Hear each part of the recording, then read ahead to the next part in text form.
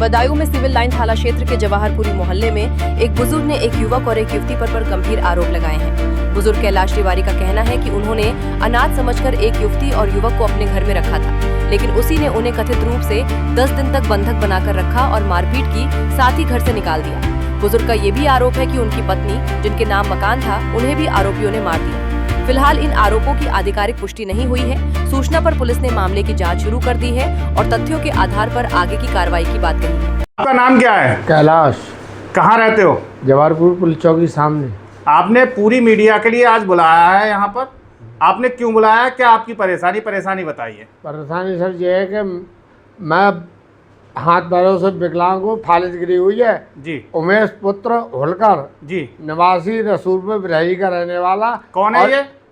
जाति से धोबी है साहब, मेरा कोई नहीं है। आपका कोई नहीं है? और फिर आप क्या क्यों रहता है ये? रूबी नाम की जो लड़की है जी, वो लड़की, इससे उसको कोई संबंध है और वहाँ रहने बाद अब मुझे मारने की धमकी देता तो है। रूबी नाम की जो लड़की है उसका आपसे क्या संबंध है? मुझसे उसका कोई संबंध नहीं है। फिर आप क्या क्यों रहती है? वो ऐसा जो किराएदार थे उस लड़की को हमारे यहाँ छोड़ गए थे। अच्छा। छोड़ने के बाद उस लड़की पूरा कब्जा बना, मेरी पत्नी को जबरदस्ती पकड़ के, बीमार थी बहुत जी। इन्होंने कैसे वसीयत कराई, कैसे वसीयत नहीं कराई, मुझे कुछ नहीं पता। अच्छा। और उसके बाद में इन्होंने मुझे प्रताड़ित करना शुरू कर दिया। मैं घर पे, जब मेरी पत्नी एक्सपायर हुई। कब एक्सपायर हुई पत्नी? 3 दिसंबर को। क्या नाम था पत्नी का? माया देवी जी। क्या हुआ फिर मैंने कहा पत्नी को फूंकने आ रहा है, मैं साथ चलूंगा जी। इनने मुझे कमरे में बंद कर दिया, बोले साथ लेके नहीं जाऊंगा। अच्छा, अंतिम संस्कार कराने नहीं ले जा रहे थे? और जब मैं पहुंचा जी तो जो बोला कि तो मैं आग नहीं लगा दूंगा। अच्छा। फिर मैंने आग लगाई, मैंने फोटो खिंचवाए सारे। अच्छा, फिर क्या और हुआ? हर कागजों में मेरा नाम है। अच्छा।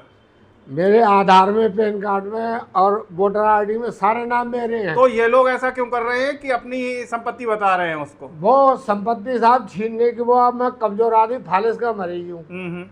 मेरा मुकदमा कोर्ट में चल रहा है, सिविल जज के यहाँ जी। अब मुझे तारीख पे भी नहीं जान देता, कहा तारीख पे आया तो तेरे गोली मार दूंगा। कौन कहता है? उमेश पुत्र होलकर।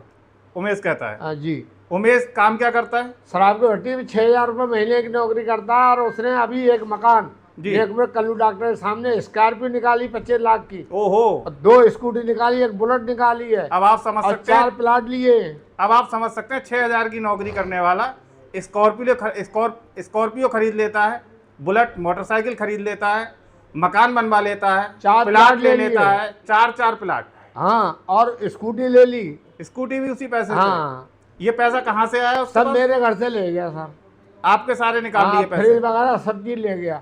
अब आपको घुसने नहीं दे रहे घर में? जगह घुसेगा जब गोली मार दूंगा तुझे। तो आप इस समय कहाँ रह रहे हो? मैं तो रोडों पर सो जाता हूँ जहाँ जगह मिलती है। आप देख सकते हैं ये बुजुर्ग हैं और इनकी स्थिति को भी आप सामने देख सकते हैं।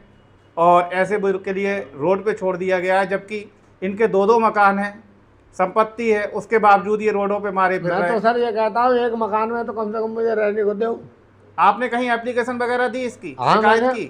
मैंने सीओ साहब को कल सर दी, डर के आके। कल दी है? कल एक भैया मिल गए थे मुझे। अच्छा। वो मुझसे बोले कि तुम्हें पत्रकार से मिलवाओ, एप्लीकेशन लगवा दूंगा। फिर क्या हुआ वहाँ? सीओ साहब ने क्या कहा? सीओ साहब ने मेरी बहुत मदद कीजिए, बोले हम तुम्हारी पूरी जांच करवा के तुम ऐसा न्याय करेंगे। आप समझ सकते हैं इन बुजुर्ग की हालत को, आप देख सकते हैं आजकल बुजुर्गों के साथ ऐसा हो रहा है अत्याचार। हम लोग भी चाहेंगे कि पुलिस प्रशासन। और सर मैं इतनी और कह रहा हूँ जी कि अगर मेरी कोई नहीं सुनी जाएगी तो मैं आत्महत्या कर लूंगा।